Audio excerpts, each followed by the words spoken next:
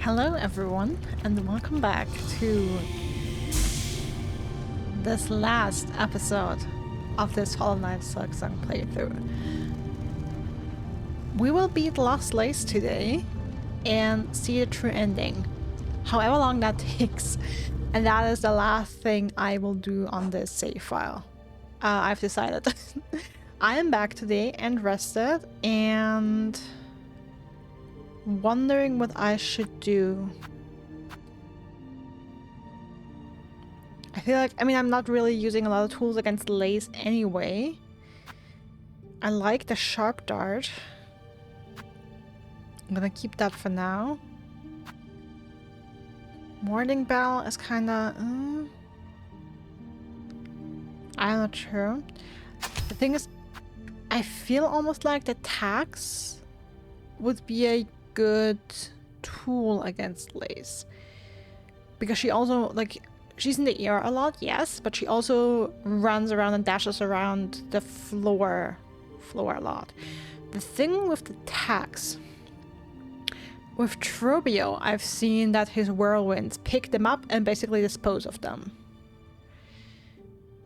The floor in this arena is a little sus to me.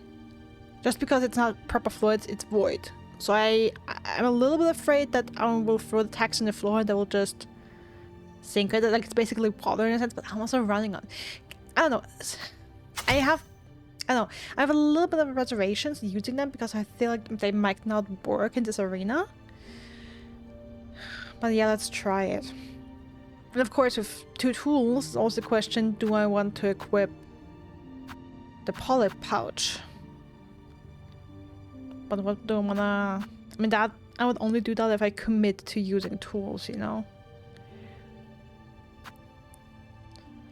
If I commit to using tools, I would do that. Maybe the injector band? Instead of the warding bell? I'm not sure. To heal faster?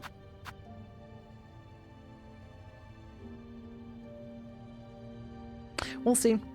I'll give it a couple tries. I hope I'm properly rested. I feel good. But yeah, we'll see about it. Okay, it's Lace. I have to remember it's Lace with void extras. And no, Lace's moves. She moves around a lot. Let her come to me. And don't be too aggressive, don't panic it.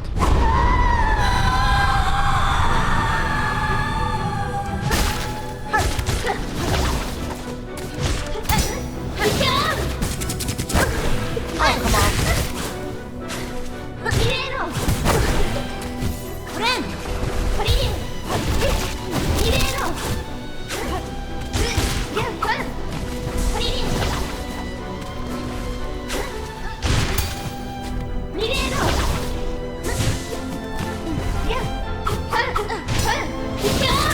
Oh no, why did I?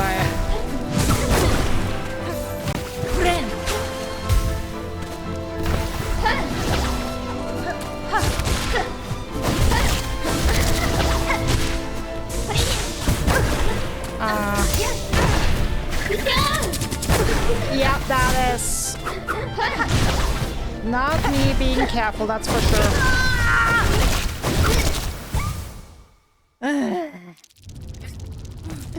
So much for a first attempt. Okay, Ava. Thank you.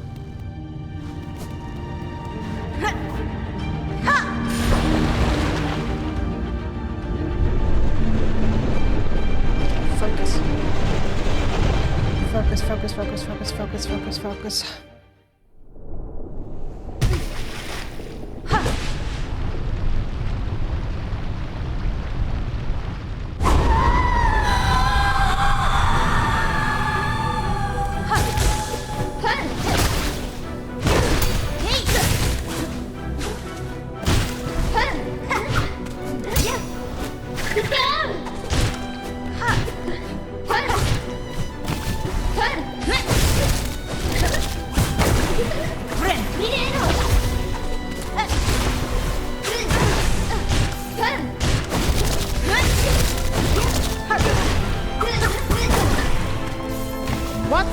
these hitboxes.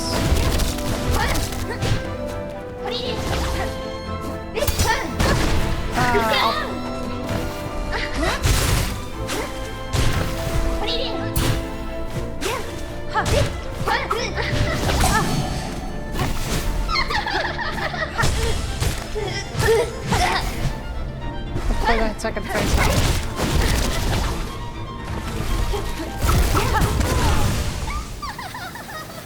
Okay.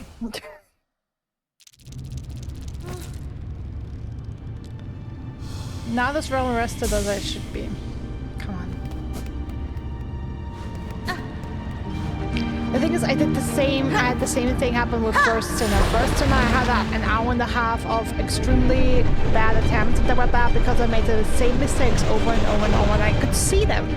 I saw the mistakes. I knew what I was doing wrong, but I couldn't bring myself to doing it differently.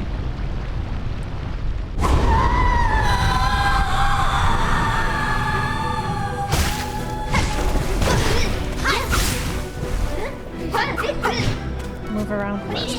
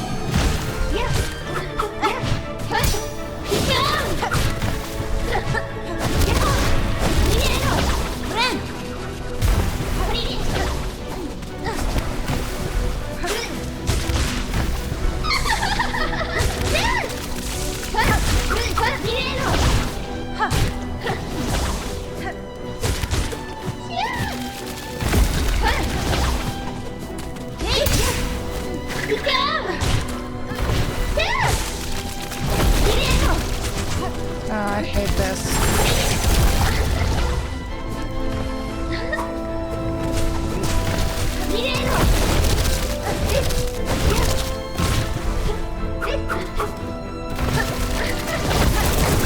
Damn it. Oh no!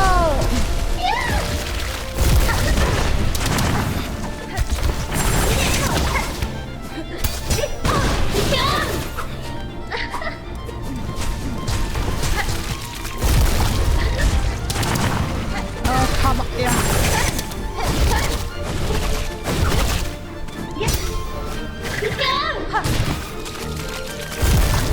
Where is she?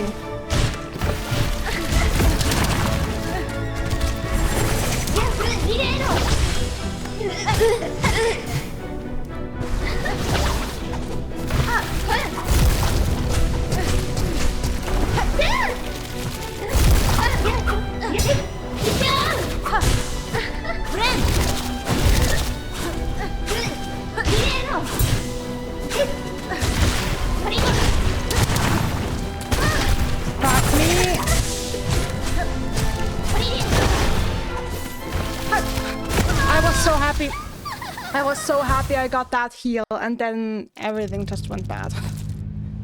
Ah.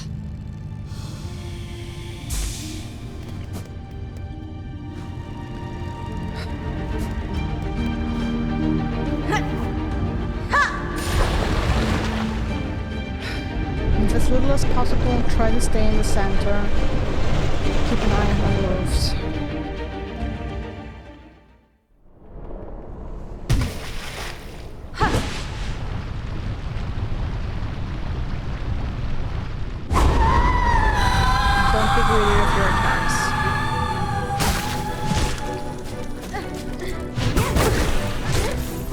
This toggle is a bad bad start.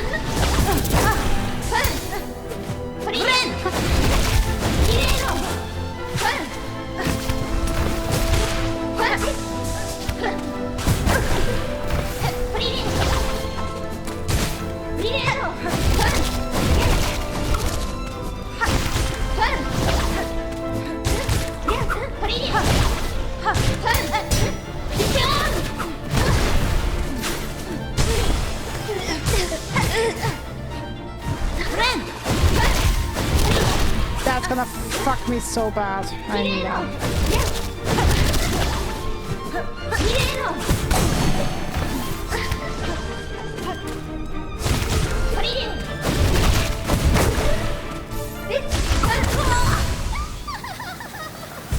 Damn it. Yeah, it's the same as it's all first and all over again. I see the mistake and that I cannot get myself to do the correct thing.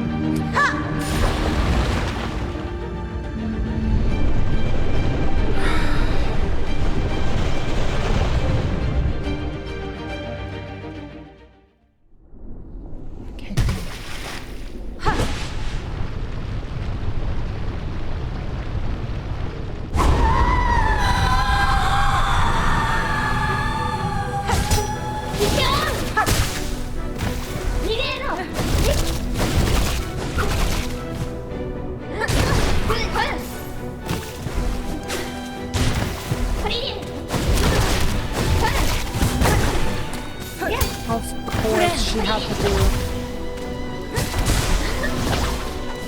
It's a remarkable talent for her to always do the combination that fucks me up the most.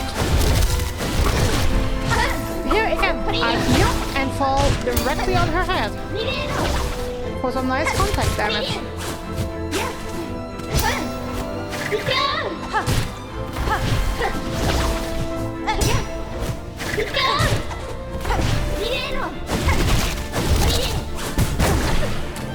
And again.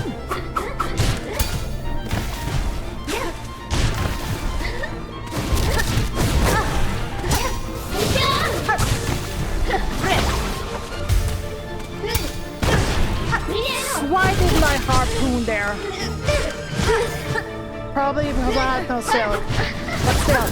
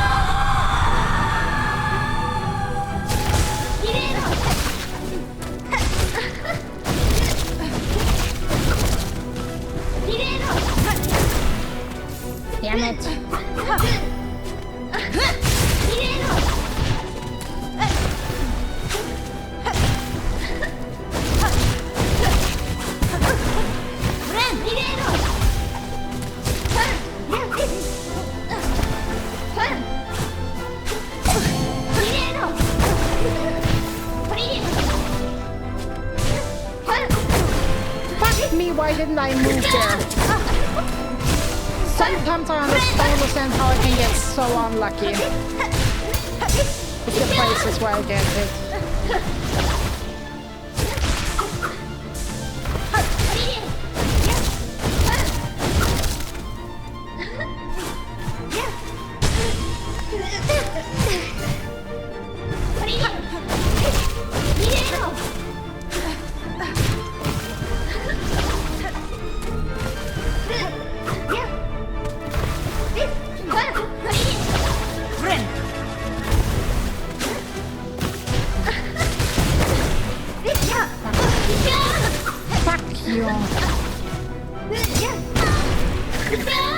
Not on a parry.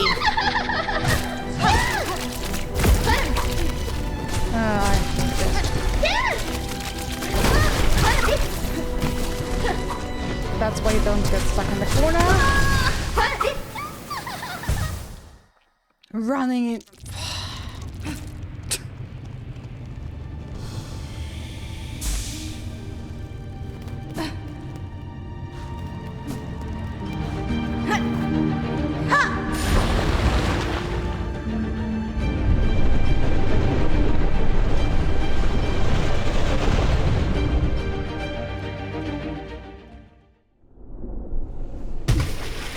I feel so dumb making all these mistakes.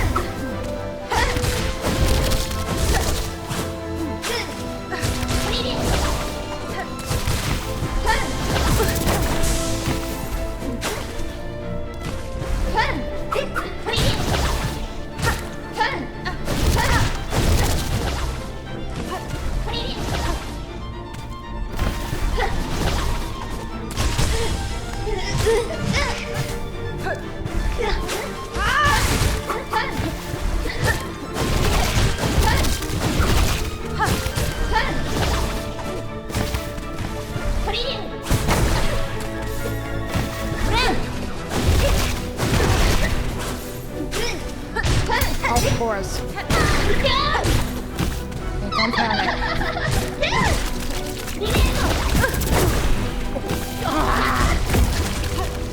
It sucks so hard.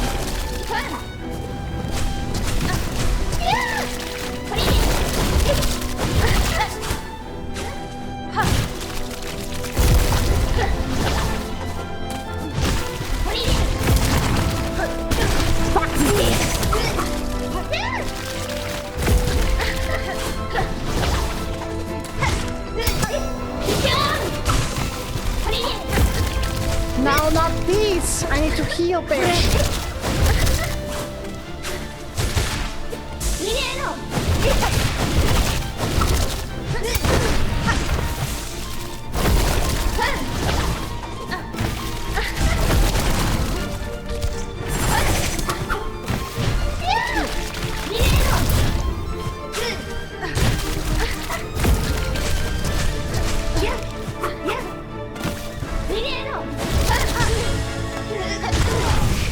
No! You're not telling me I got killed by contact damage when she was stunned. Peak stupid. That is just peak stupid.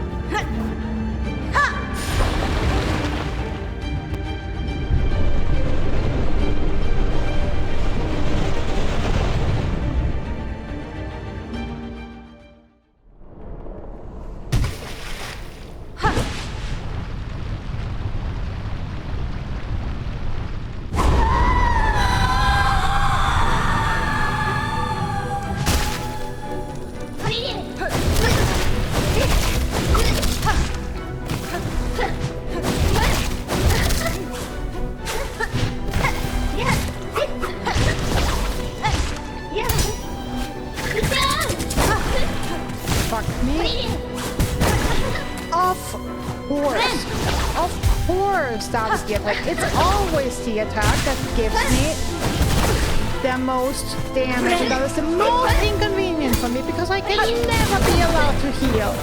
I can never be allowed to heal. Some bullshit RNG bullshit always has to happen.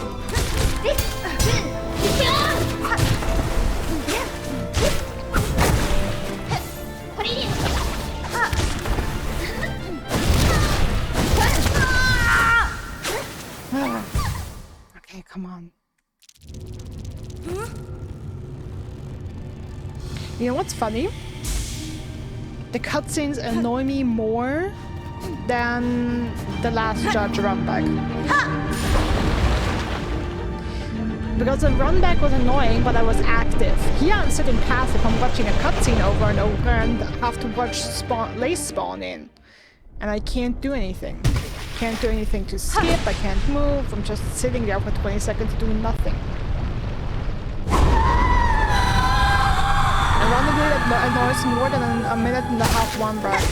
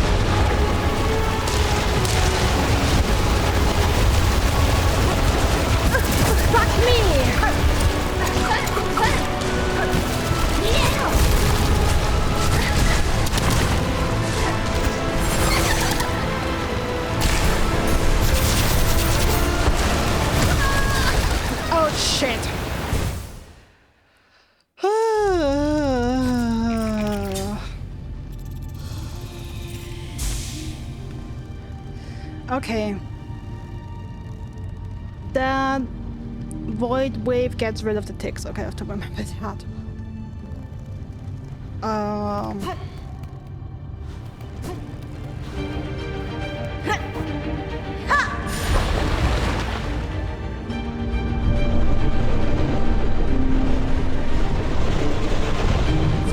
Third phase. That was loud.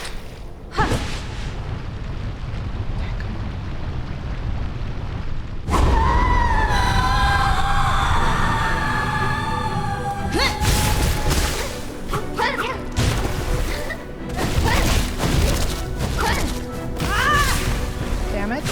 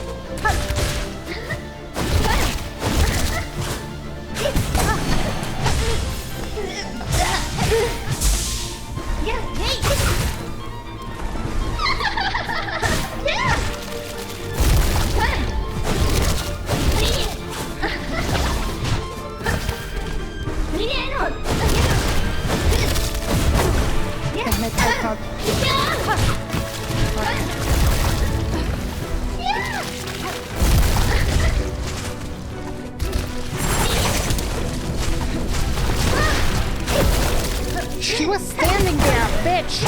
Fuck me.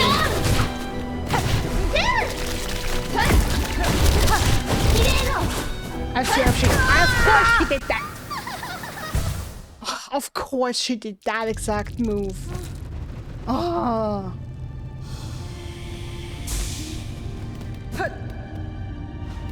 Always the exact move to hit me in the worst possible way. It's...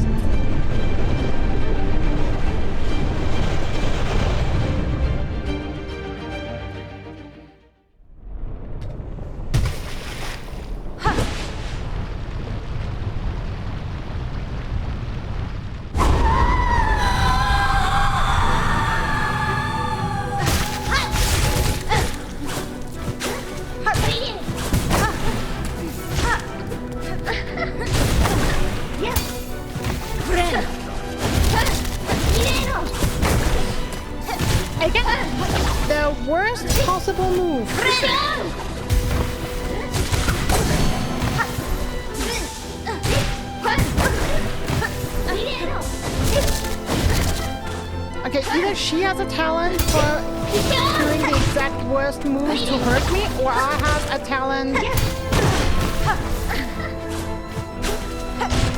to just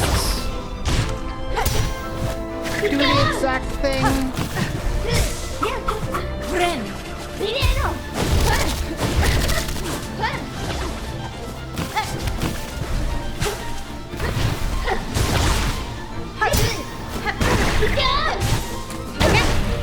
She does that and I immediately dash. Yes, please. The amount of times I dash somewhere and she teleports there the same second and I get contact damage is unreal.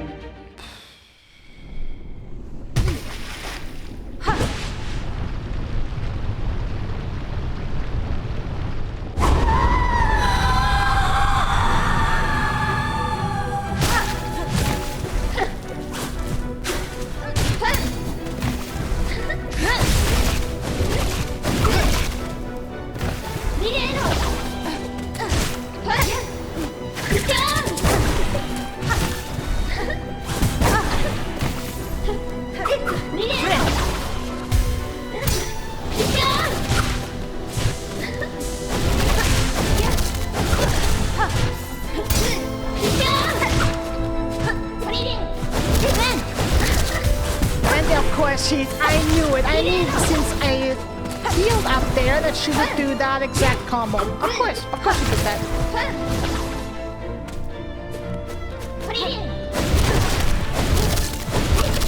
And of course I pogo not on her, but on the void tendrils, which gives me damage.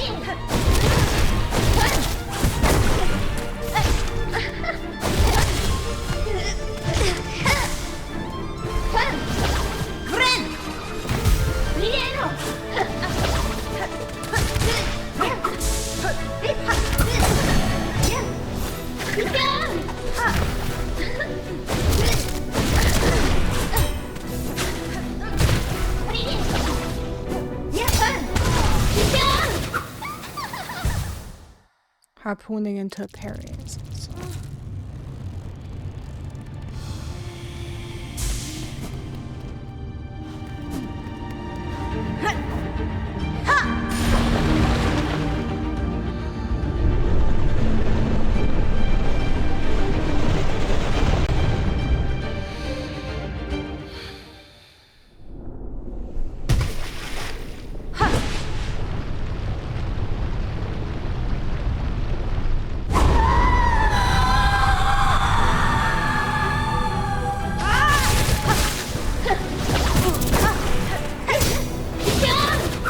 Underestimated how much reach the attack had.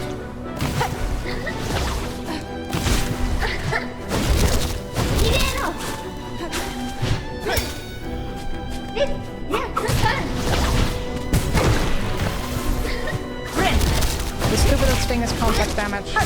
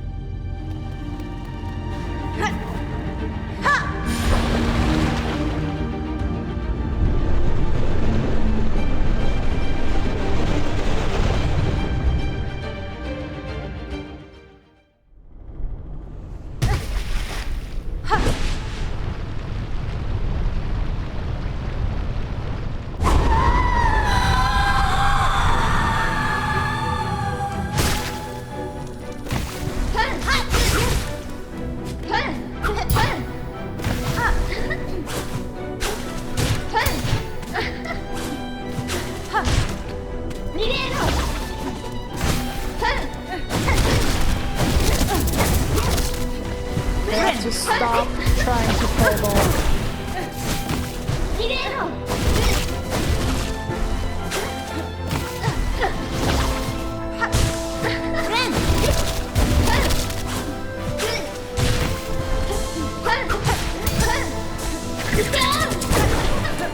Double jump, bitch. Double jump is supposed to get me far enough out of there.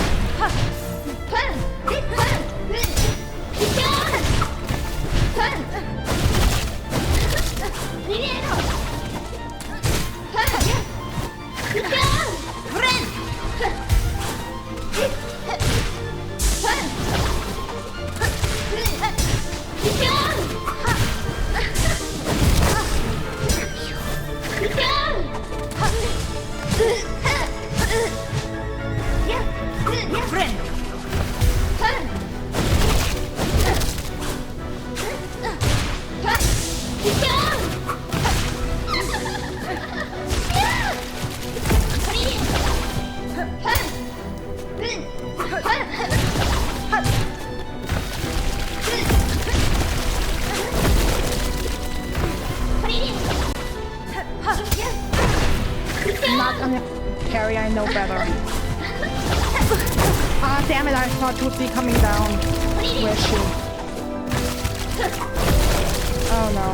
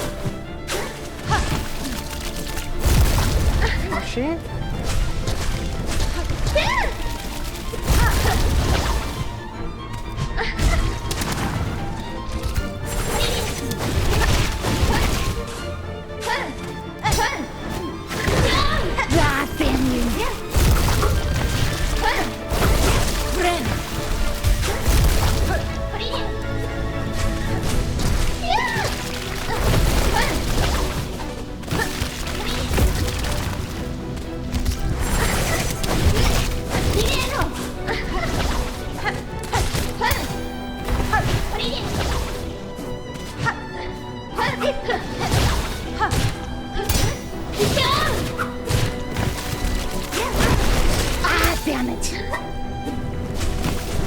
No, no, no!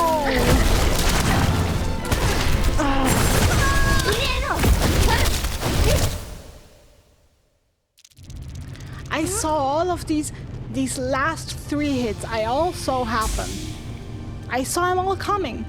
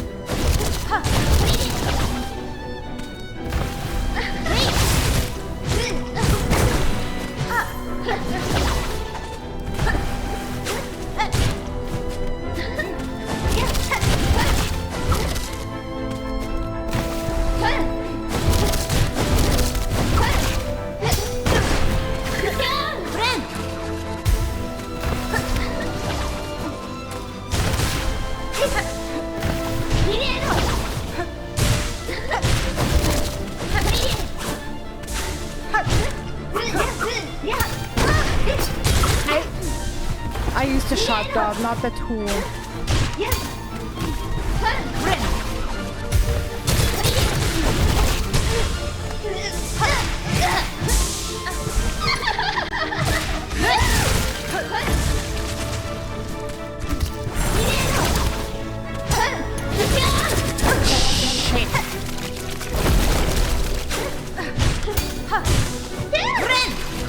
No! Oh, thank God I was high enough.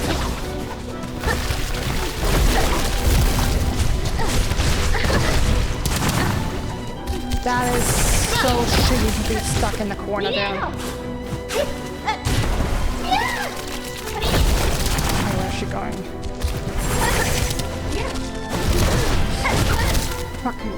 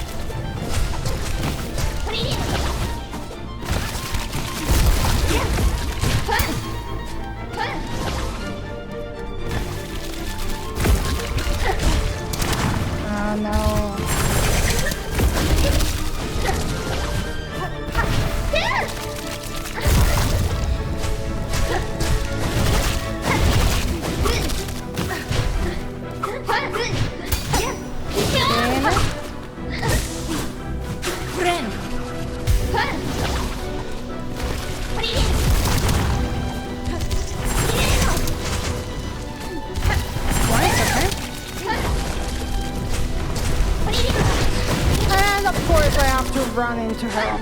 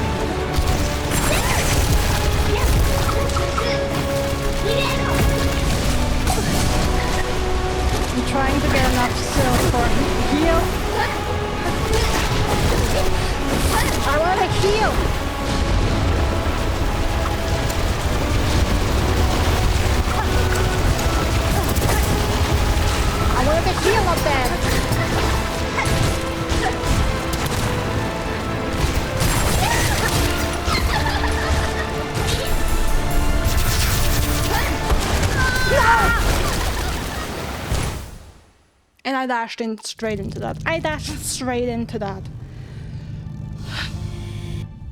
Okay, yeah.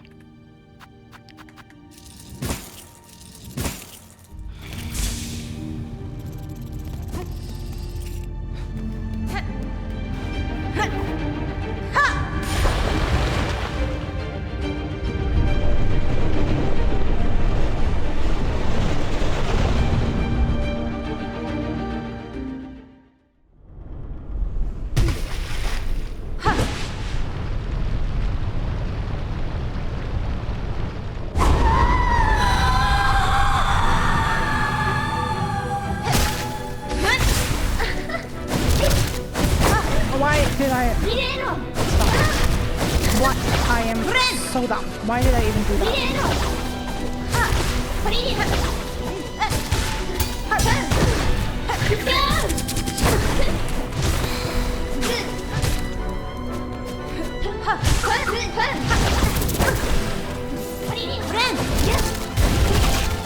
Prime stupidity.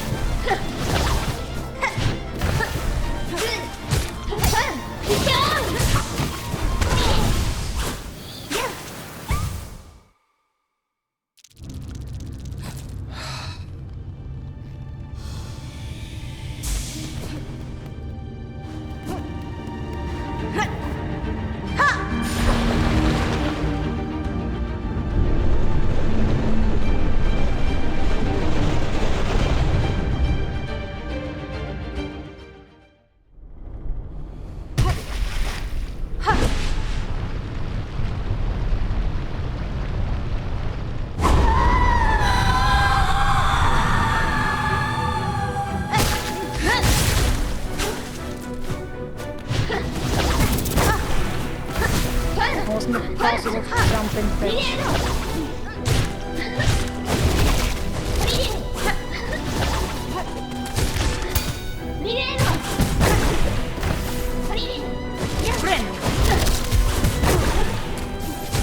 Of course.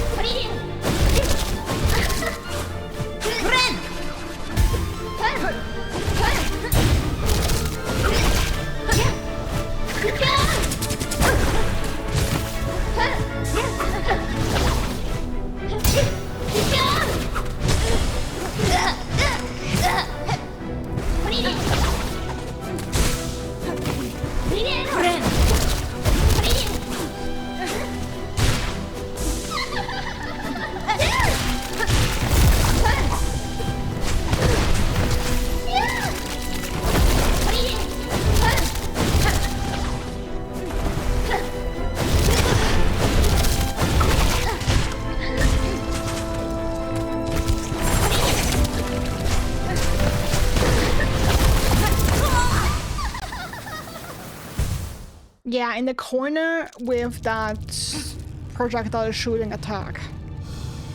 I'm not surprised that I died there.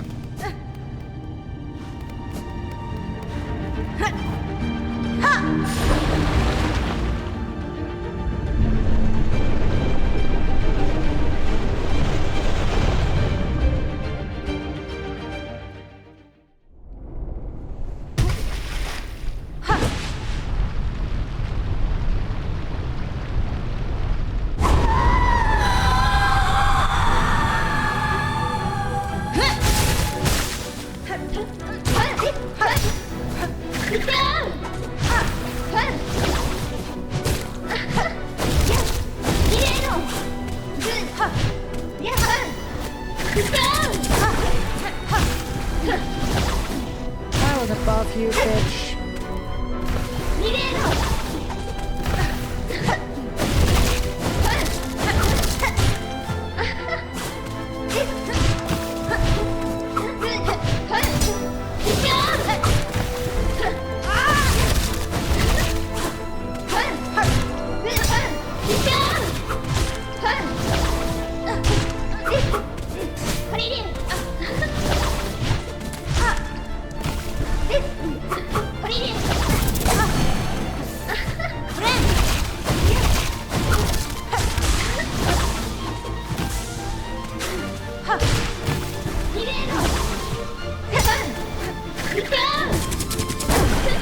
Why did I run into that? Me colossal idiot that I am.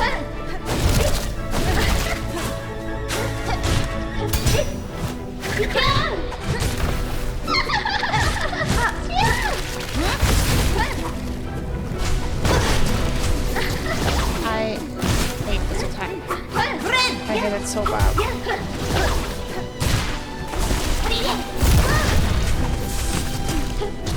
Fuck me. Oh, why did I?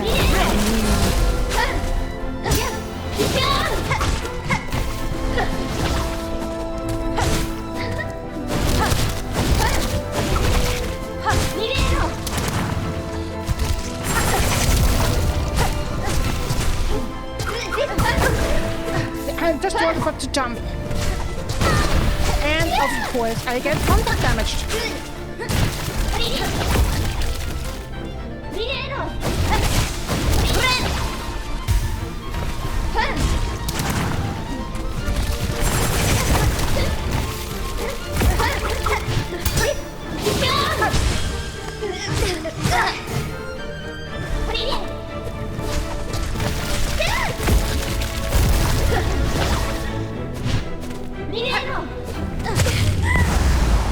That is not good.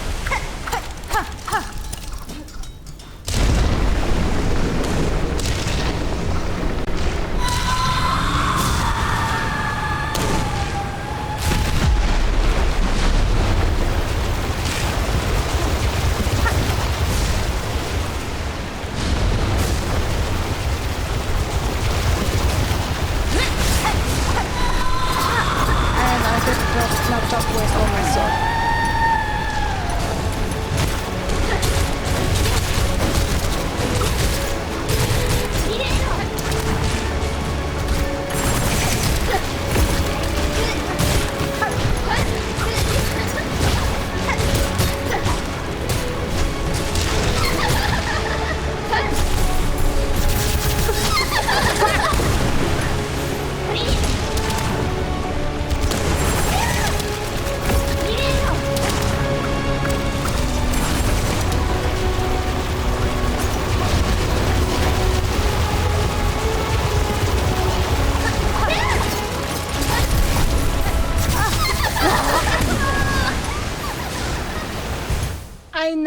I noticed the white circles too late. Ah, damn it. Okay, since the thing is I don't have a lot of tools left. I'm kind of committing to tools at least in the third phase. Then let's make them poisonous. The thing is I don't have a lot of shards left, and I don't want to leave the abyss to fire more. And I only have so many bundles.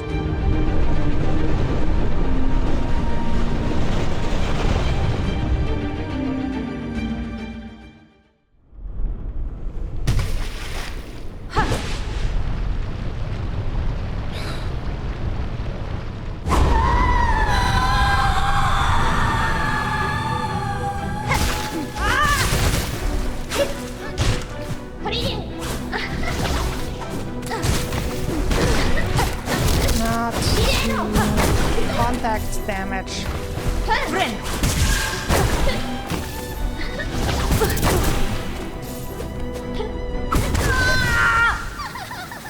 Yes, that was on purpose. That was fully on purpose. I threw that.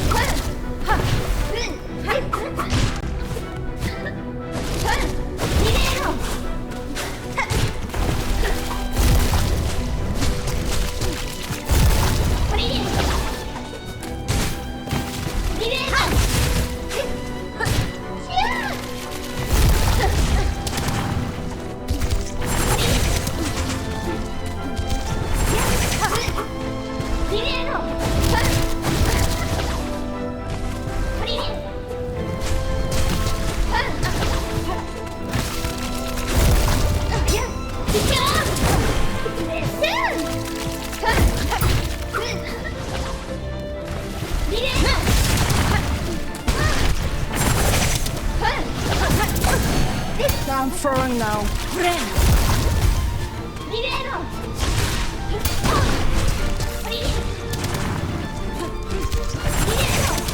I was full health so long.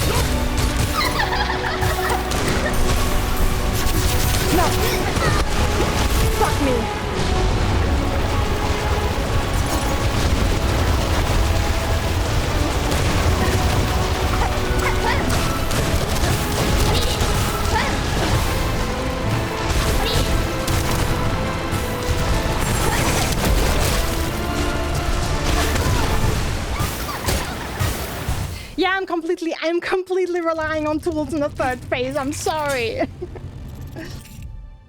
I probably shouldn't, but I'm completely relying on tools.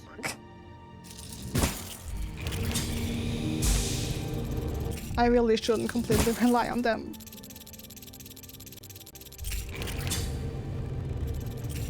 I can't completely rely on them. I don't have enough shards.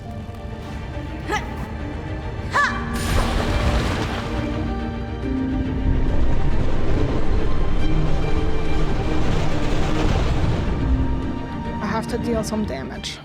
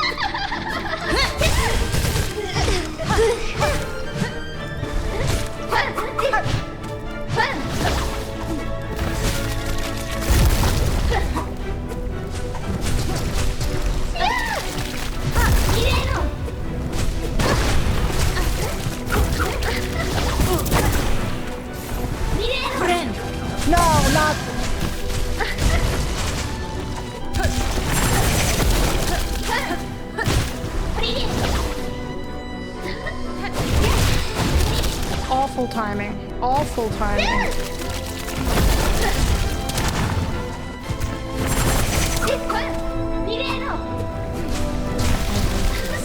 That's so...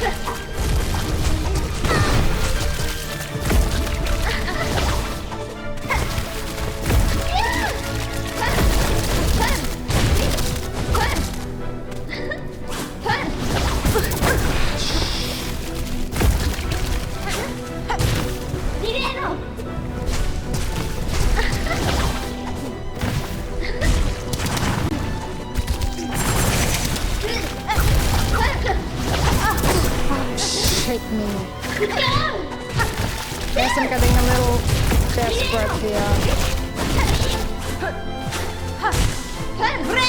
No.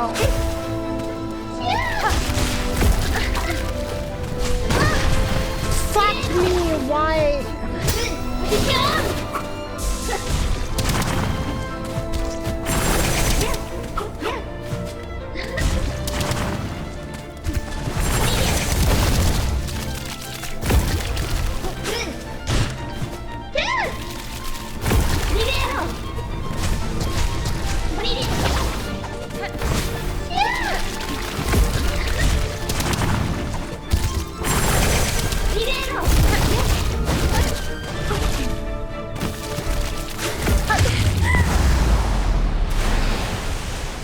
That is not good.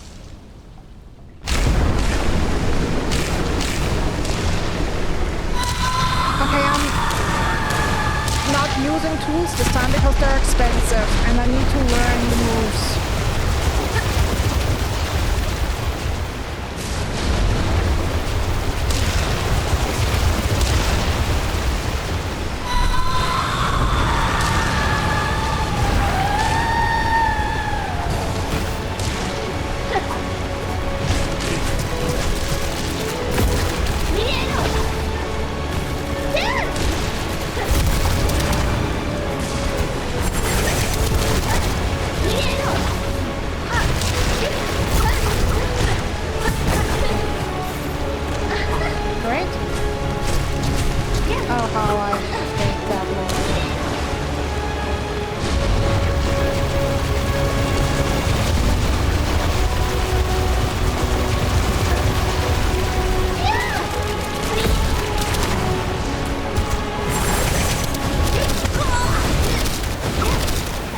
Contact damage, wonderful, wonderful. Dying to contact damage is so much fun. I love it.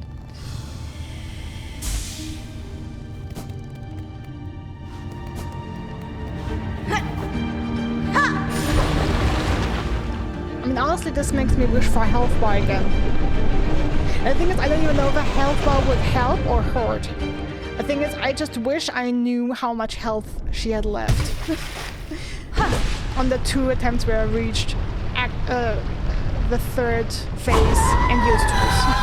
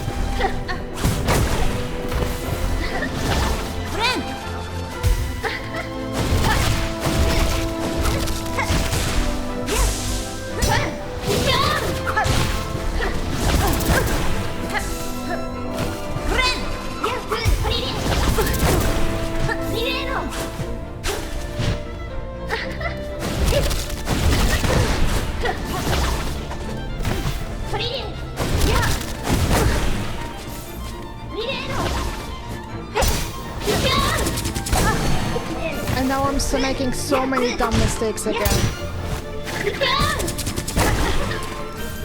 One dumb mistake after the other. It's unbelievable.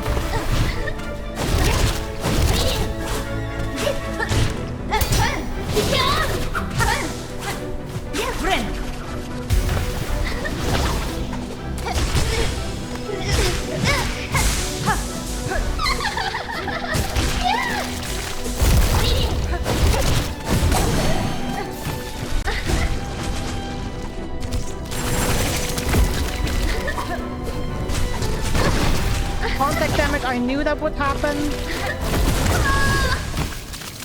I don't know what I did there, but it's not what I wanted.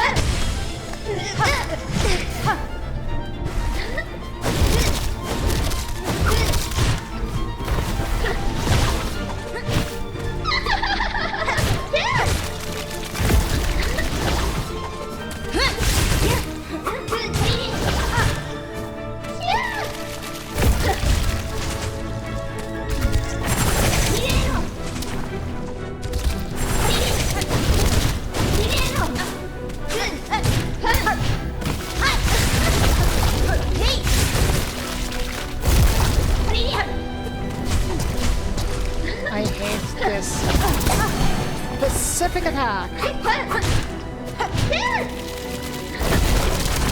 Where's she coming from?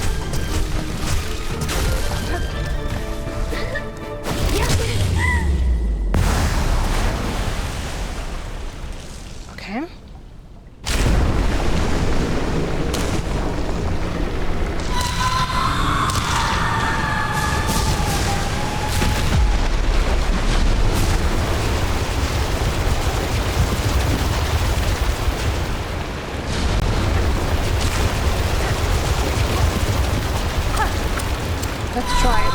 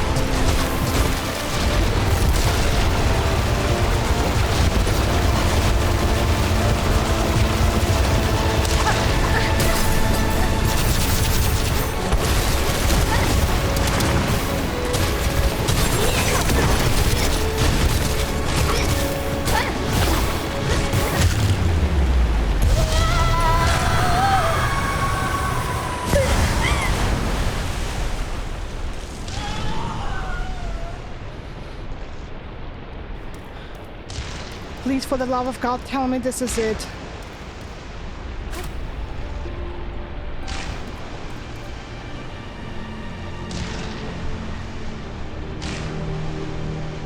Take? Kestra.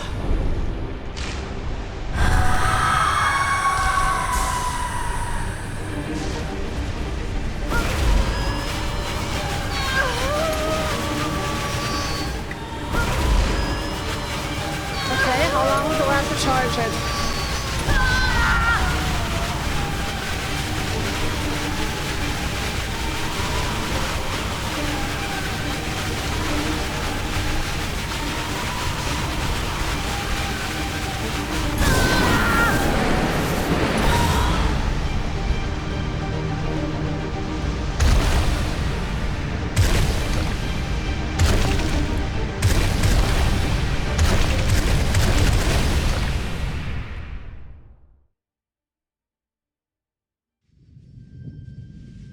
We saved Lace and got her out of there, and the Everbloom. I already saw in the cutscene going down that it's getting... the petals are getting frayed.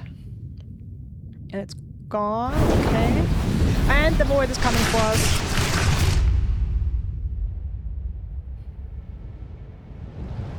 Interesting that Grandmother Silk gave us the silk to get out of them to get...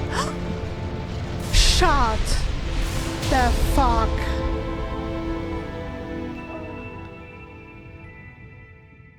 Shut the fuck up. That answers it. Sequel. For the longest time I wondered, even until this point, I wondered if this is a prequel or a sequel to Hollow Knight. It's 100% a sequel.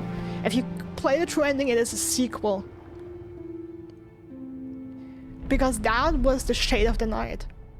And the unity of the Void can only be achieved in Hollow Knight when you get Void Heart.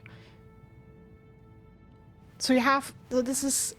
We're going true ending Hollow Knight. At least. True ending Hollow Knight or God Home ending.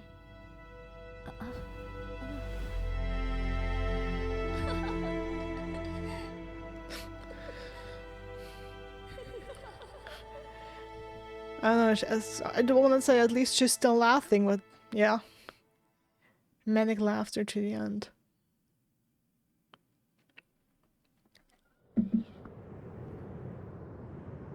Mr. Mushroom cutscene? On the surface? Oh, please.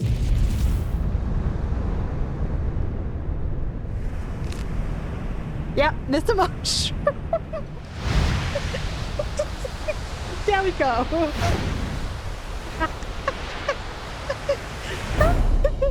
To be continued.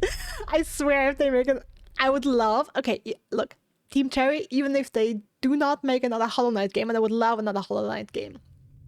No idea what another sequel would look like. Oh my god, this is a different credit scene.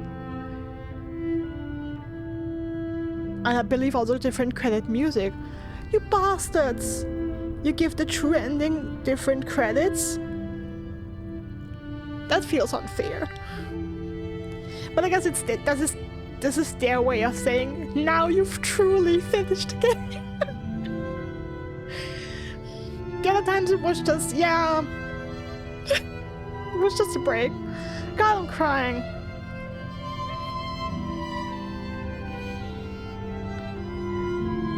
Oh, so many thoughts and emotions. Oh, unbelievable.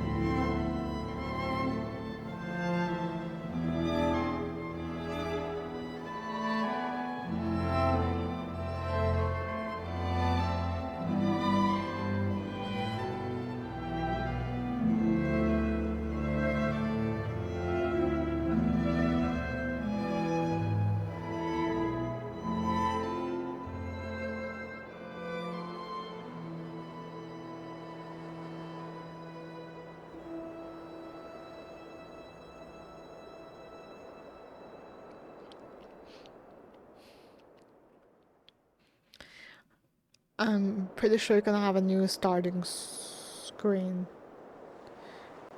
Through the darkness and dangers you persevered.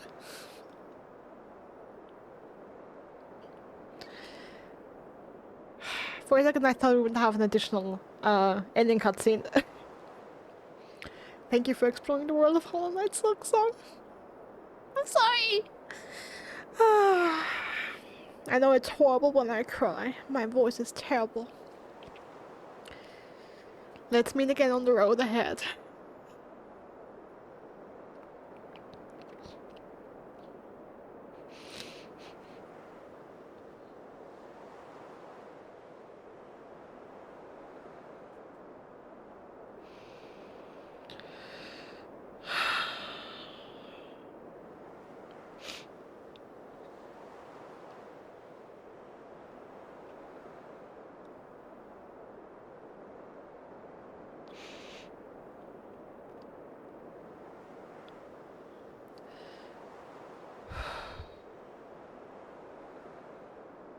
Sorry, I need a second to collect myself.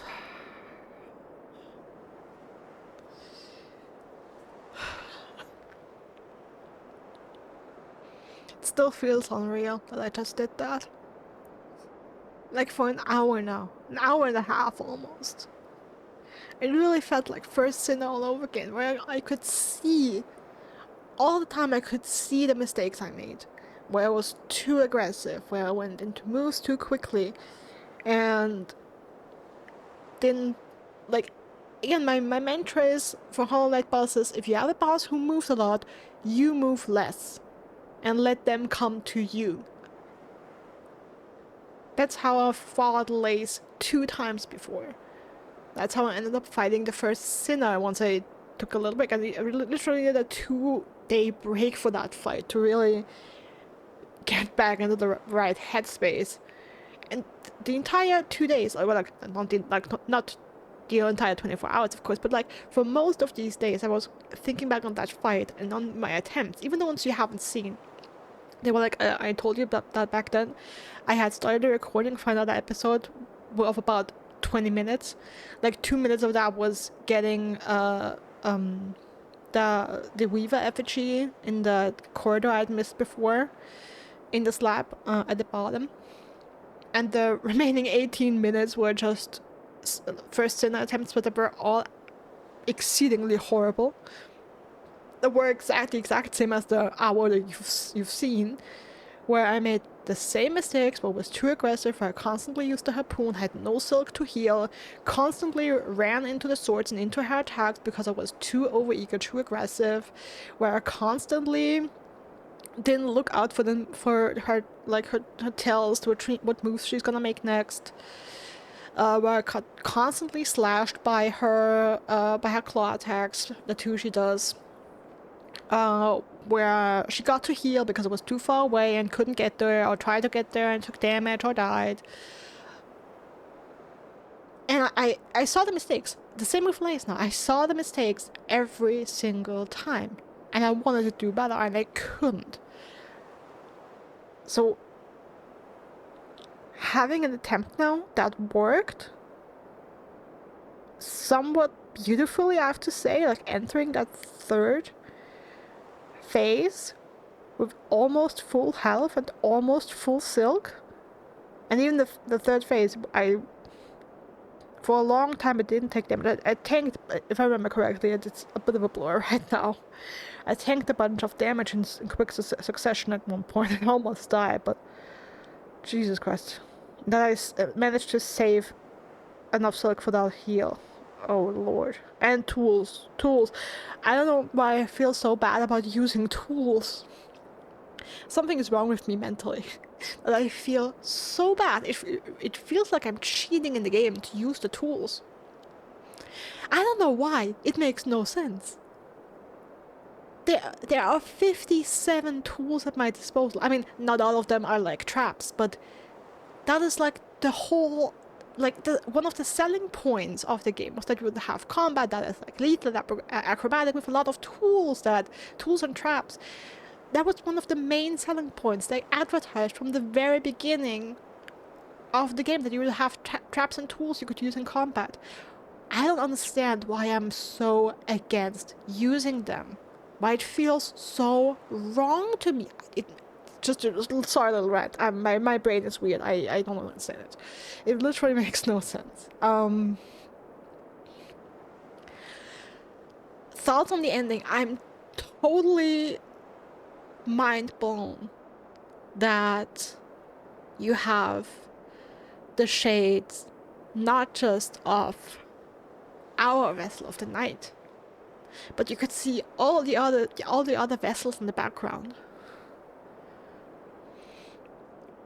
And so far that is the first thing that, for me personally, definitively answers the question: is this a sequel or a prequel?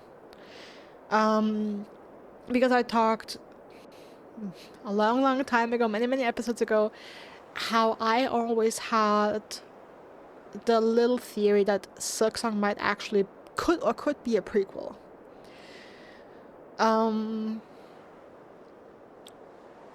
In response to a lot of people saying, because Team Cherry always said about Hollow Knight that none of the endings were true ending. None of the endings in Hollow Knight were truer than any other. So basically all of them are equally canonical and equally possible. It depends on the choices the player makes, how in-depth they explore the world, what they find that leaves them with different options. Of course, there is one ending that players have dubbed the true ending, which is the Dream No More ending, where you, instead of killing, where you get Void Heart. That is the first condition. And once you do that, you will have Hornet stand in front of the Black Egg Temple, and after defeating the Hollow Knight, she will jump in, bind the Hollow Knight, and you can Dream Nail him. If you don't, you get Seal Siblings ending. If you do, you get the true ending, the Dream No More ending, where you fight and defeat Radiance. And the thing of that, the Team Cherry said, like after Silksong was announced, that a lot of players came in and said like, hey, how does that hold up? You saying all the endings in Hollow Knight are equally canonical? Because there's a couple of them where, you know, that, or at least one of them, where the things happen, like if Silksong is a sequel, then it's not possible to happen because Hornet is either dead or locked in the Black Egg Temple. Or something on the lines, or there's stuff going on in Hellas that she potentially has to take care of and she has no business being anywhere else. So, or at least not to our knowledge. And that is the reason why I always had in my mind, hey, maybe it's a prequel. As long as we don't know the story, we can't tell for sure, but that cutscene proves that it is in fact a sequel. Because you need, so basically they're going true ending Hollow Knight, the Dream No More ending, having Hornet survive, the Knight's shell destroyed, the Knight being one of the Void, and all the siblings in the Abyss laying to rest. And now coming in here, in another kingdom, but still in the Void. The Void's is like what apparently is one uniform entity that no matter where you are, if you're one of the Void, you're one of the Void everywhere. And coming in and saving our half-sister. And the Void slashing out to attack her. Like, she came in at the last moment and saved us. Or, like, saved us, helped us. Repaying the favor. Ah. I'm trying not to cry because I know my voice is absolutely horrible when I cry. But I can't stop crying.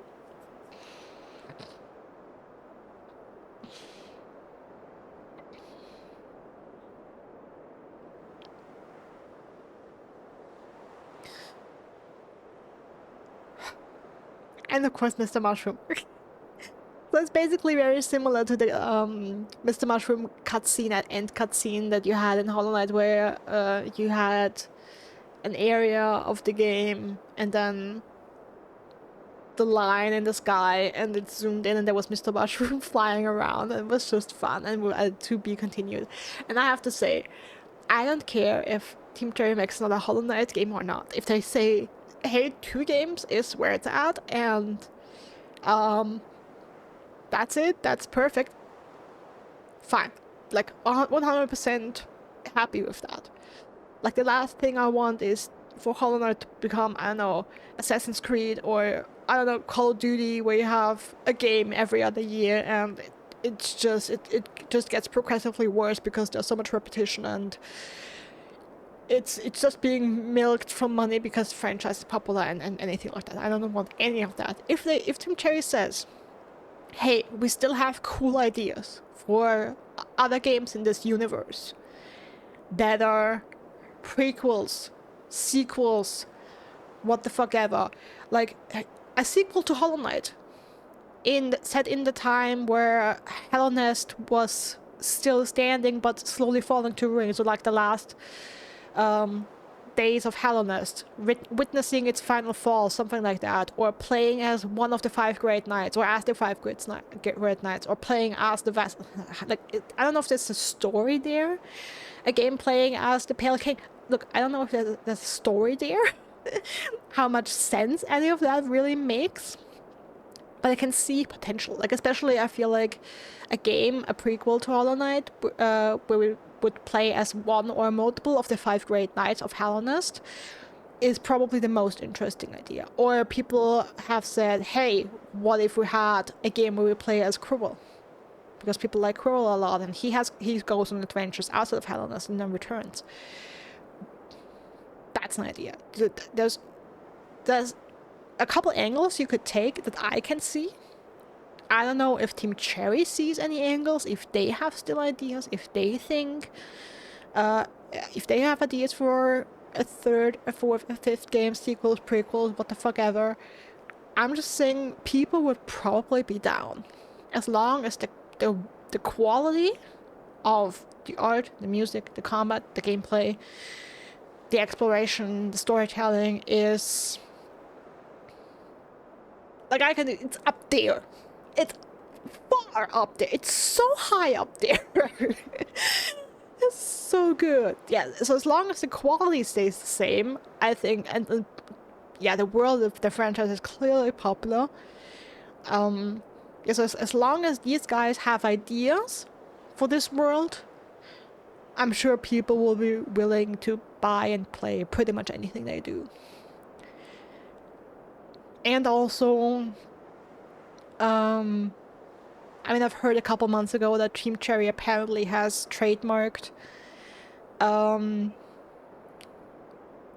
another IP that's not Hollow Knight, so there's speculation they're working on a new game that is not Hollow Knight, not even closely connected, apparently, and I'm down. Like, honestly, these guys have proven that they can make great games, that they have great taste, that they have great skill, they have wonderful art, this is polished. Yes, there were a couple bugs, a couple glitches. Yes, you can debate about the difficulty, but this is a polished game. And it hurts. It hurts, and it's so, so sad that you have to say that in 2025. That a game that sells 5 million copies on its opening weekend launches polished and with minimal bugs and issues. Yet there were a couple of bugs and glitches. Yes, so no one expected it to be like absolutely flawless. Like, I did not want the game to be flawless and without, like, completely without any bugs or glitches whatsoever.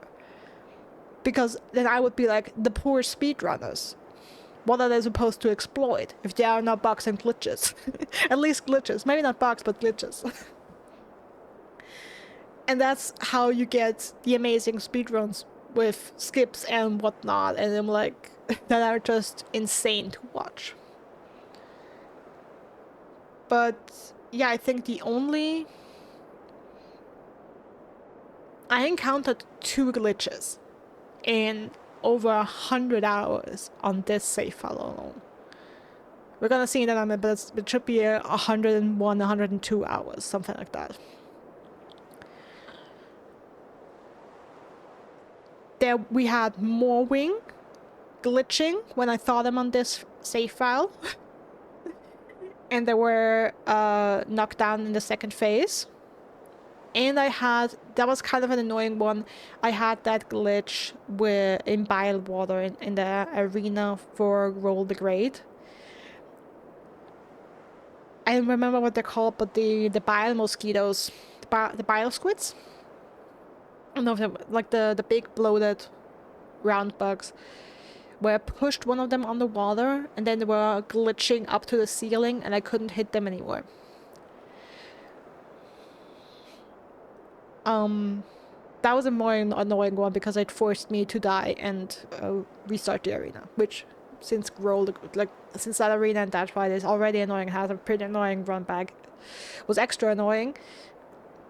But yeah, at least I don't remember seeing any more glitches.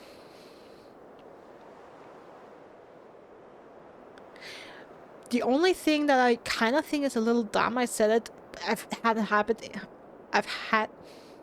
it did, okay. Since I can't pronounce that sentence, let me rephrase it. It didn't happen to me in a long time just because I didn't go money farming in the Citadel, but remember that when rosaries would drop in the Citadel from enemies into the spikes, into like the like the metal spears on the wall on the ground, and they would disappear and the magnet couldn't pick them up and you couldn't collect them. That I think is bullshit. Like, I totally understand when they fall in lava, they disintegrate. Yeah, no question about it, that's logical. But in the spikes? Come on, they fall in between the spikes. The magnet can pick them up. It worked with Hollow Knight as well, come on. When Geo fell in the thorns in Hollow Knight, the gathering swarm could still pick it up. Come on. I mean, that's a tiny thing. That's nitpicky. That's really tiny. I mean, it's annoying when you go money farming and then half your money falls into spikes. But still. Other than that, just thinking about final thoughts of the game.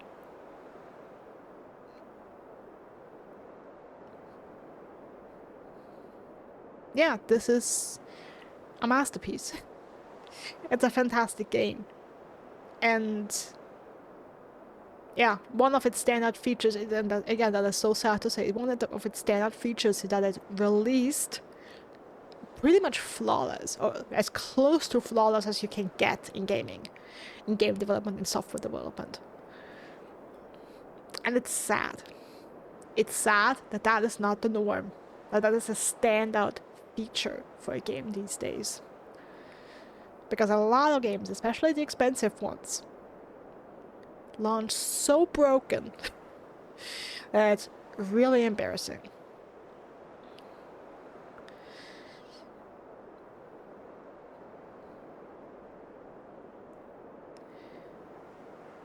Yeah, a flawless masterpiece. And I say that even if I'm unhappy with a couple things. And the thing is, I think I said it somewhere at the beginning, there was just one thing about this game that worried me. Of all the game elements, I was not, and that was combat. I was not worried about the art style. I could see from the first 2 trailers that we got in 2019 and 2022 that the art style was, or 2023, that the art was just as beautiful as it was in Hollow Knight. And it's even more beautiful than the first 2 trailers. The third trailer, the release day trailer, blew me away, but because the game looked so much more polished and beautiful. And it already looked beautiful 6 years ago. I was not worried about the music being trash, or the music and audio design. Because I knew they got Christopher Larkin back, I heard the music in the trailers, I heard the samples for Lace and Bone Bottom. I knew it was gonna slap, and it slaps, and it's fantastic, and it's beautiful, it's perfection. It is perfection, and that is a thought that I had a couple days ago, or even like a week ago, I'm not sure. About Christopher Liking specifically. And I want to quickly say that all the people who worked at this game, the core team of Team Cherry and all the contractors who help with localization, programming, additional art, voice acting, the musicians, all of these people are talented. Wonderfully talented.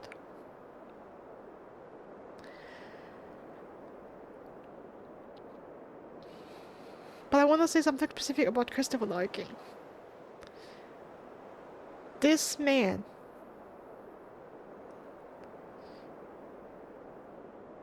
truly has found his calling. In my opinion, I don't know if he sees it like that, but for me, the work he does, and the work he has done in Silksong and Hollow Knight both, shows me every second that this man does for a job what he was born to do.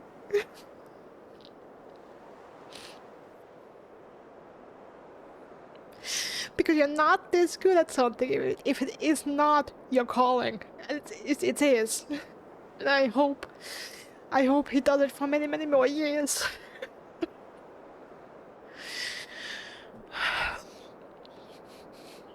And I hope that he enjoys working on these projects as I and we, because I know a lot of people enjoy the music and the audio design in this game, in Hollow Knight.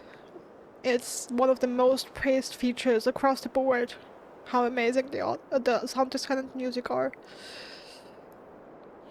So I hope he enjoys working on these projects and enjoys his work as much as we enjoy experiencing it.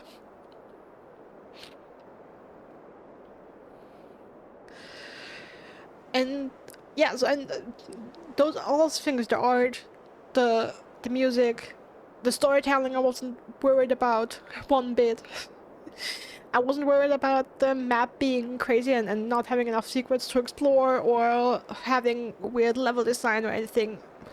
Team Cherry proved with Hollow Knight that they know their stuff, that they can design wonderful levels, that they can hide secrets really well, and that they can create a world that is beautiful and fun to explore, and where you feel rewarded for taking risks and for being thorough and for checking walls and all that good stuff.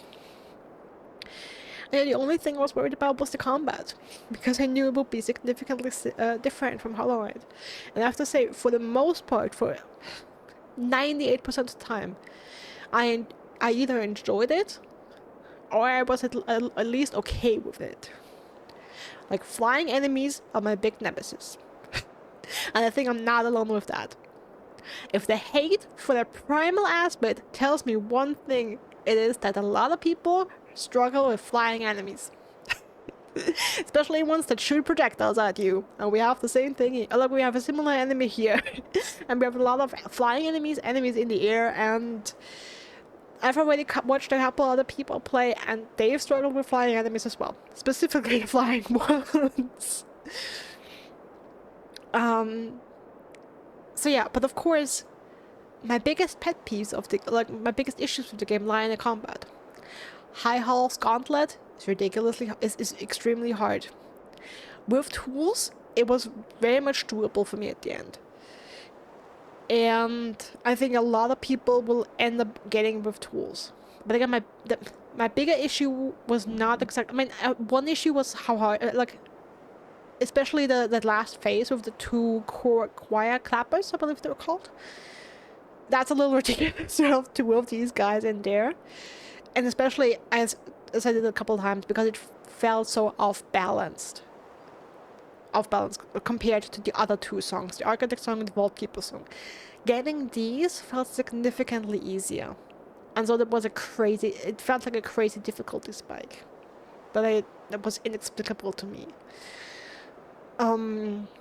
Well, that's a little unfortunate. Like, ideally, getting all 3 songs would be, at least in my world, would be equally as hard. But uh, whatever the thought process was on that design, I mean, they must have had an idea behind it. And yeah, of course, my other big pet peeves are bosses who summon in minions, who summon in smaller enemies. And the good thing is, I've watched a video on YouTube of a German YouTuber today playing Silksong, and he basically cut 15 hours of gameplay where he played through the first act in one 15-hour second setting as sit down. So he played Silksong for 15 hours, completed the entire first act in that time, and cut that into a 46-minute video, something like that. And what I just want to point out, he also specifically said that he doesn't like bosses who summon in smaller enemies because he feels that it's poor boss design. It's a cheap way to ramp up difficulty like that, and that is exactly the opinion that I've also voiced. And Team Cherry has shown with Lace, all 3 Lace fights are challenging. Especially Lost Lace is a challenging boss. They get progressively more challenging and complex as you go through the story, and each time you meet her, you have more upgrades, more tools at your disposal, more silk spools, more health, a stronger weapon, so on and so forth, and that, of course, the difficulty gets higher.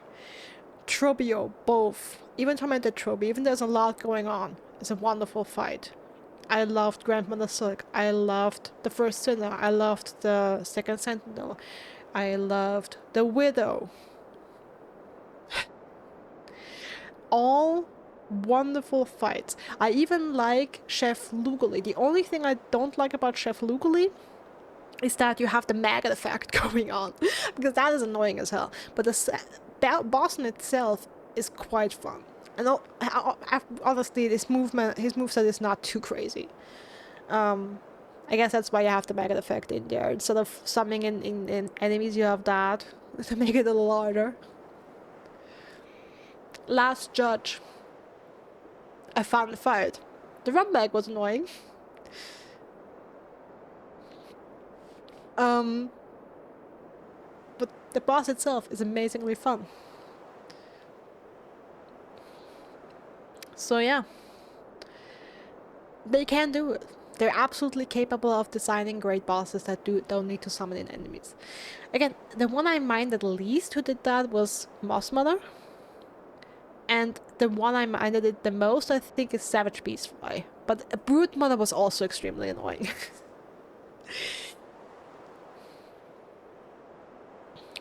And the Unraveled, I guess the Unraveled were okay because you didn't have the boss and the minions on screen in the same time.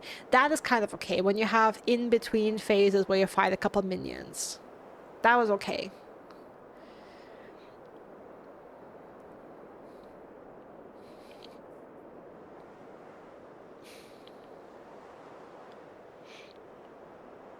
But yeah, that was the biggest issues I had with the combat and with the fighting, as I expected. And then still enjoyed most of it and loved a lot of it. And even though I cried a bunch, whether because I'm emotional or because I was angry or desperate, or because my patience and my energy was just one thing, it was an amazing experience. And I can't wait to play it again and do it all over again. And I definitely want to go for all the achievements. I don't know how I will ever achieve this in Steel Soul, but I hope one day that I will get it. No, however long that takes to achieve. I feel like it will be a significantly bigger challenge than beating Hollow Knight in Steel Soul on 100% completion. That was surprisingly easy at the end. I thought it would be a bigger challenge, but it was, yeah, surprisingly easy. once I sat down and tried it.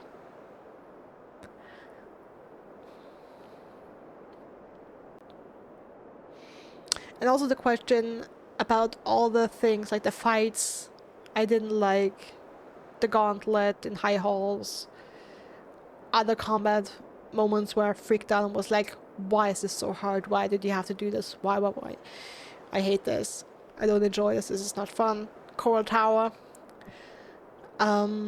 Question, will I change any of it? No. That's the thing. No. I would not. I do not want. Actually, I didn't even want Morwing and Sister Splinter to be nerfed. I don't want High House Gauntlet to be nerfed. I don't want Broodmother and Sister Splinter and Savage Beast Fly and all the others to stop summoning in enemies or summoning less enemies or have them have less health or whatever. No. The game give you yes, it's challenging and the difficulty will be something I'll talk about in a second here. These are very challenging fights, and I understand that they're not fun for a lot of people. They were not fun to me, but there's a reason why they're designed this way. And as much as I dislike them because they're not to my personal preference, I believe they are challenges you can overcome. The game definitely gives you enough tools to do so. You just have to use them. And I say that very well knowing that I ignored traps and tools for a long time. And I know that I completely crashed out and got super angry at High Hall's Gauntlet. Yeah, because I was overwhelmed and angry and I needed an out. Still, looking back on it, yes, it was hard. Yes, I needed tools. I'm not entirely happy about it because my mind is messed up and for some reason using tools and traps feels like cheating the system a bit. Even if that makes no sense, apparently that's something I have in my brain for some reason. Yeah, I wouldn't change any of it. For one, because it's not in my power, and I also feel it's not in my right. Like if this were my work, and I felt like I would take a step back, look at it with fresh eyes, or have someone look at it with fresh eyes, and then make the decision I want to edit this, then it's my decision and it's my work. This is not my piece of work. This is not my piece of art. It's not my place to make decisions that this should be edited or not. And again, it just feels more rewarding for me. Like overcoming these challenges at the end of the day, most of the time felt good. I say most of the time because after stuff like Savage Beast Fly in Far Fields or Broodmother, I was like, I'm just happy this is over. But then you had fights like First Sinner that became a favorite, and even the High Hall's Gauntlet. That was such a relief. And just now as well, beating Lost Lace and getting the true ending was truly overwhelming, in a good way. So yeah, let's talk about the difficulty. The big criticism. Yeah, a lot of people have said in the last couple of weeks the game is too hard. I've also seen at least 2 different people on YouTube, so YouTubers, put out videos who said, yeah, Silksong is not for them, or it was too difficult for them and they're gonna stop playing it. I have a friend who had to at least put Silksong on a pause because it was too difficult and too physically demanding for them. Or like basically too stressful on their body to continue playing. That is sad, of course. Like, sad is an understatement. It's I don't want to say horrible because there's a lot of things that are horrible in this world. Not being able to play a video game because it's too hard is maybe horrible is too big of a word. It's definitely sad and unfortunate for the people who find themselves in such a situation. I feel sorry for them because they paid good money for this and are probably like, once they reach the point where they realize it's too difficult, they can't progress. they are, if they've bought the game on Steam, they're probably past the point where they could return it and at least get their money back. So that's gone. They will never get the complete experience, and they're also missing out on the experience. So that's, again, it's very, very sad for them, and I'm very, very sorry for all these people. I hope that maybe one day they come back to Silksong and give it another go, and maybe they will be able to progress after all. That's all I can hope for. I've said in the previous episode, no idea when, that was a bunch of hours ago, I've talked a little bit about how difficulty, similarly to price, will always drive away some people. No matter how cheap or expensive your game is, I know a lot of people said Silksong is too cheap. I personally think you could make the argument it's too expensive, given that with the amount of copies Team Cherry could expect to sell, and the production costs, while I don't know how high the production costs are, I think they, with the 5 million copies sold in the first weekend, they made their money probably twice over at least. Like, even if you deduct taxes and platform shares and all kinds of other things that get deducted before the money really lands at the team, they probably already made more than their money back than they invested into producing the game, for sure. And I'm not saying that they don't deserve it and that it's not in the right hands and that they don't need the funds to make more wonderful games. Just saying it's an interesting argument that so many people say the game is too cheap for the experience and the amount of content it provides and the quality it provides.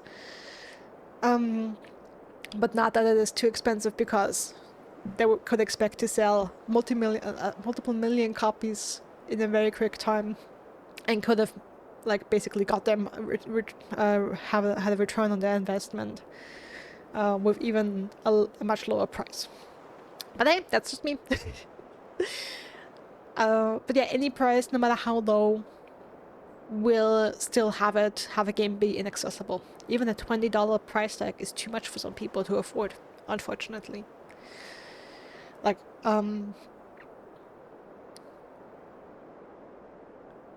I quit university 5 years ago, and I also switched jobs at that time, and then I earned more money in my new job. And at the old job I had, the old part-time job while I was a student, I would have had trouble to afford a $20 game. That was not in the budget for me. My budget for video games was only if it's on sale and at least 75% off or less than $5. That is why I bought Hollow Knight on 75% sale, because it was 75% sale and roughly $5. I think for something. I would have to check, but around $5. So it met both criteria. That's why I bought that game. I found it in the sale. I hadn't heard of Hollow Knight before, even though it was already very popular at the time. So yeah, I can fully empathize with people who, even for a game that as cheap as $20, are like, okay, that is a bit of a stretch for me. And again, it's similar with, maybe not the same, but it's similar with difficulty. Not every player, unfortunately, can play difficult games and challenging games. Not everyone can play puzzle games. Some people are just not built for it. I believe I've told that my brother gifted me Elden Ring many years ago. Many years, not. That's a little exaggerated, but a couple years ago for my birthday. I haven't touched it. Not because I don't want to, because I'm scared. Because if I know one thing about FromSoft games, they are tough.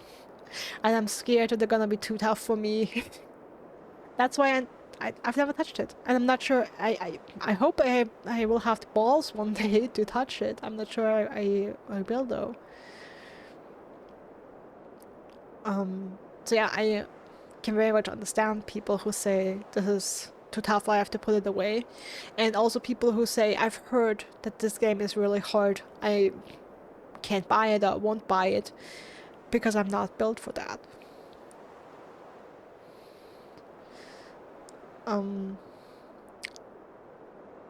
I personally don't believe the game is too challenging or too hard. I believe you have a couple of challenges that, as I said, are possible to overcome. A couple of them are quite extreme, and I can see how these specifically will act as a wall some sort. So some player will get to a certain point and then they will meet, I don't know, let's say it's the Widow.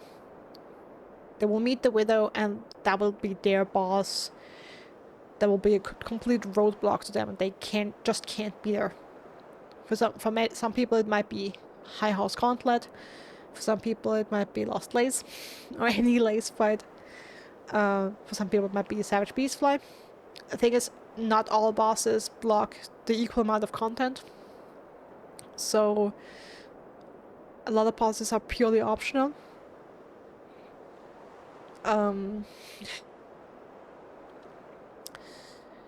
Thinking is, I believe I've heard that Widow technically isn't optional because you don't officially have to get the needle in to beat the game. Because at the times where it counts, where you get the melody, the free-float melody, and play it, it apparently still works. Hornet can still learn the free-float melody in the Citadel, even if you don't have the needle in from the Widow, ironically.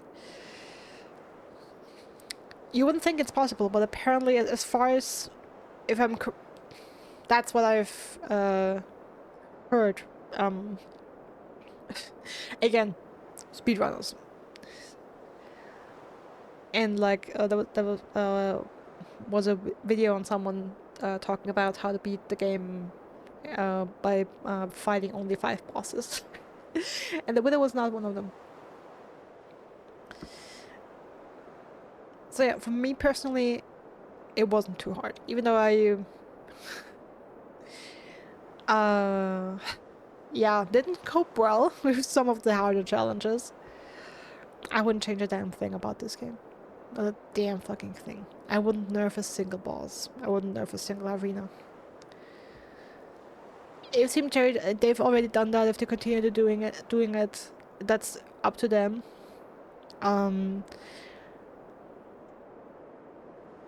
That would make the game accessible to a couple more players for whom it's currently too hard. It will also drive away a couple people who will then think the game is too easy. It doesn't provide enough of a challenge. So it's very much a double-edged sword. No matter where you go, which way you go, you're gonna disappoint some people. But that's their choice, the decision. I wouldn't change that thing. Even about the things and the fights that I didn't enjoy, I wouldn't change a damn thing. But yeah, let's see what our final playtime is on our beautiful 100% completion. 101 hours, 41 minutes, 17 seconds.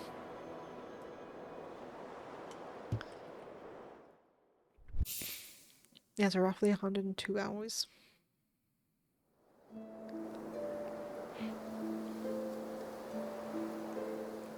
I expected as much. A new starting screen. I'm not sure if that is supposed to be the surface or blasted sands. Let me quickly check it. Surface. It's supposed to be the surface, okay. I wonder if that is because we beat the game in true ending or if it is because we got the Mr. Mushroom ending. Silksong? Citadel of Song when you enter Act 2. Cradle when you beat the game. Abyss when you enter Act 3.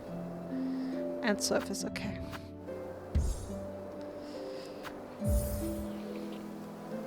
So achievements. Got most of the achievements. True Hunter is missing.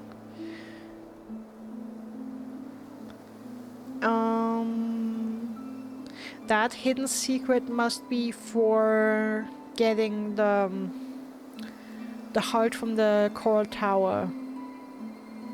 I believe the achievement is called Tyrant, and it's to defeat King something.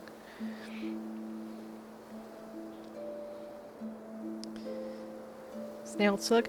That secret ending, I already know what it is. It is to beat the game, to beat Grandmother Silk while you're cursed. It's called Twisted Child, I believe. Sister of the Void. Defeat Lost Lace and free Pharloom. Passing of the Age. Grant the Herald's Wish and finish the game. Completion. Achieve 100% completion and finish the game. Then of course, speedrunner, speedrun completion, Steel Soul and Steel Heart. Yeah, I want all of them. But they're gonna be a bunch of work. They're gonna be a lot of work, especially the ones on the bottom there. I'm looking forward to it. So let's see. Okay, we start back in the Abyss. Was Hornet's head always there?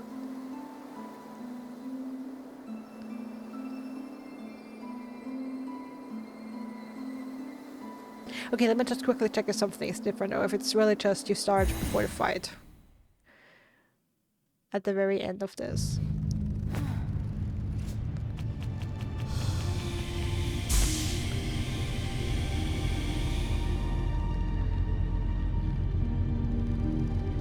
Interesting that I'm missing tools. But I would guess... Yeah, it's just... You start off the fight again.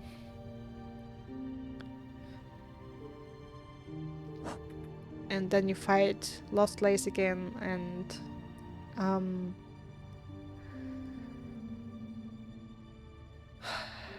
can achieve the ending one more time. Or go back into the world and explore more. Beat the Coral Tower, complete the Hunter's Journal, all that good stuff. But yeah. Also why I'm here sitting on the map, there was something, of course, I hear a lot of people talking about this game online.